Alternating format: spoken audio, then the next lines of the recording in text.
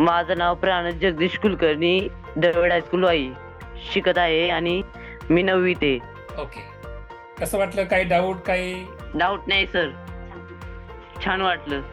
Okay. हे अवघड जात होतं, नंतर सोपं वाटते आता हळूहळू. Good good. नमस्कार सर, नमस्ते. मी प्राणजची आई बोलतेय. हा, काही नाही, छान आहे. त्याचा प्रॅक्टिस चालू आहे, आता स्पीड वाढलेलं आहे गणित सोडवण्याचं. आणि तुम्ही शिकवलेलं मी रोज लेक्चरला बसते त्याच्या बरोबर, त्यामुळे छान शिकवताय आणि छान वाटतंय. ओके. पण तुम्हाला आणि असं वाटलं का कधी की हे ऑनलाईन चाललंय का समोरासमोर आम्ही डिस्कशन करतोय? तुमचा अनुभव कसा होता?